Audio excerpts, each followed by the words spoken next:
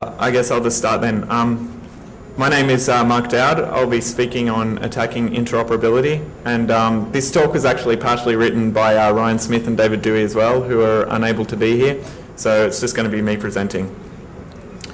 Now, before we start getting into all the subject material of what I'm going to be talking about, we have to address the issue of what we actually mean when we're talking about interoperability.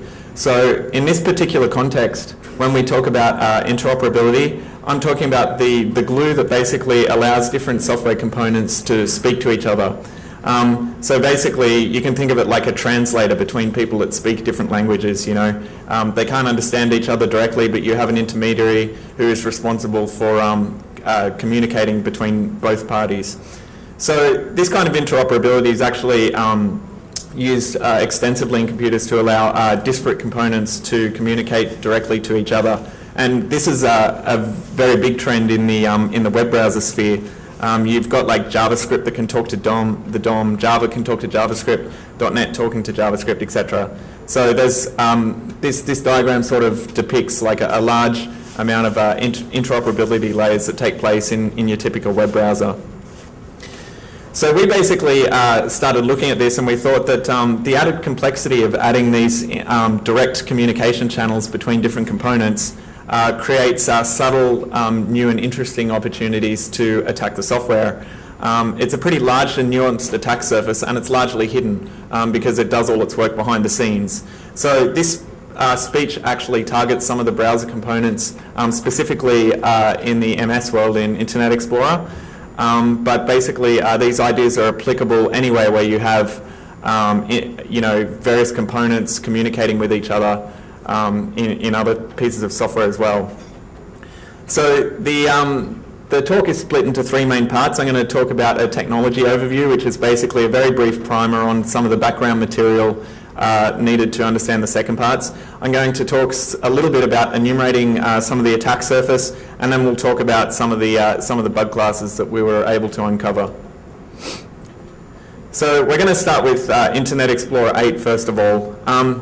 Now, Internet Explorer 8, as you know, is Microsoft's relatively recent addition to their browser family, and it differs quite a bit from some of their previous Internet Explorer releases, in that basically they designed it with security in mind. It's got additional security components that when run on Windows Vista or Windows 7, they can leverage some features of the operating system to basically limit the amount of exposure that you have to attack when you're using their browser.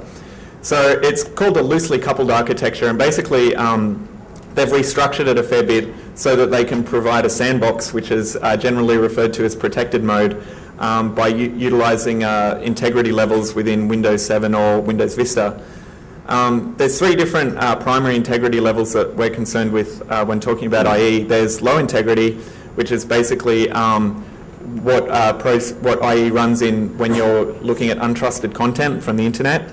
There's medium integrity, which is used when you're browsing relatively trusted content, like on an intranet. And then there's high integrity, which is basically an installation broker for when you install software. But the whole point of the integrity level stuff is essentially to protect the operating system from the browser in case you get hacked. This is a diagram of how they've re-architected Internet Explorer, and I borrowed it off Microsoft actually. But the basic idea is that when you're browsing, when you open a new tab in Internet Explorer, it checks the zone that you're navigating to, and depending on that zone, it will farm out basically the work done by that tab into a process in the relevant integrity mode. And you can see there that again, the untrusted internet content, it'll go into a low integrity process. So I guess we should talk about what integrity levels are anyway. Integrity levels is a synonym for mandatory integrity control, which is something that Windows added in Windows Vista, and it basically ensures that securable objects on the system are not writable by processes that have a lower integrity than the object itself. So basically what happens is every securable object has a token that describes who can access it and how, and most of the permissions checking that has traditionally been done in Windows happens with access control entries in an access control list called a DACL, and they check you, and you can basically set, this user can access this object, this user can't, etc. Integrity levels sort of builds on that by adding an entry to each securable object into what's called the system ACL, and this new entry basically has a SID that describes what integrity level this securable object is basically accessible from.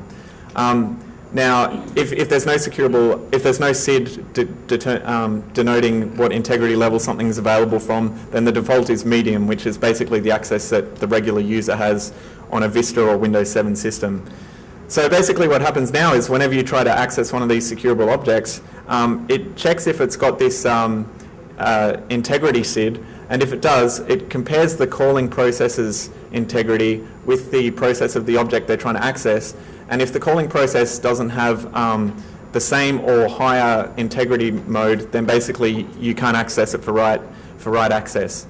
There's also an interesting thing with the way programs are executed as well. When you're executing your program, obviously it will be executed with the same integrity of the caller. So if you've got a low integrity process and you execute another process, it'll be low integrity also. There is one exception to this, which is basically if an executable program has a integrity SID that says it's low, whenever you run that executable, no matter what integrity you run it from, it'll be run in low integrity mode. And the idea of this is if you download any content from the internet, it automatically gets tagged with this low integrity SID. And so basically when malware tries to download something and run it, no matter what bugs they leverage and what integrity mode they're leveraging them from, if they try and run this program they downloaded, it'll be run in low integrity mode, which basically doesn't allow them to write to a large part of the file system and registry, etc.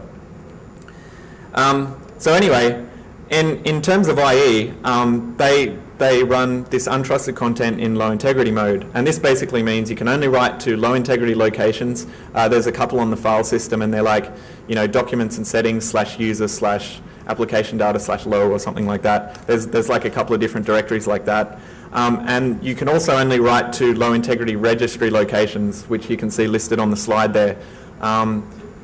So basically, it minimizes the amount of damage you can do if you happen to be able to hack into the browser. Now, of course, there is one exception that IE has, which is some programs actually need to be able to write to files or write to the registry and stuff like that. And so they have a mechanism where it will actually execute things at elevated privilege levels. And to do that, they have this registry key setting that you can see on the slide there, where basically you can register a program that IE has to launch, and you can give it a policy, and that policy determines exactly how IE will launch that process. The policy value is one of these three that you see listed on the slides. Basically, a policy value of 0 means never execute this under any circumstances.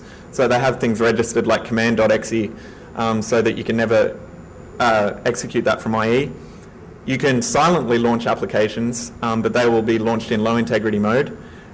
You can have it prompt before launching an external application, and if the user accepts, then it'll run it in medium integrity mode. Or you can silently launch applications in medium integrity mode. So in this case, those programs will have more access than IE itself does. They actually achieve this utilizing a COM server that one of the higher privileged IE brokers hosts. It's actually got some similar policies for other low integrity requirements, like you can allow certain programs to allow drag and drop between integrity levels, and you can also designate which processes are allowed to, which DLLs are allowed to be launched by run dll32.exe. So we'll come back to IE in a little while, but we're going to talk about ActiveX because that's fairly central to interoperability within IE. Now everyone knows what ActiveX controls are.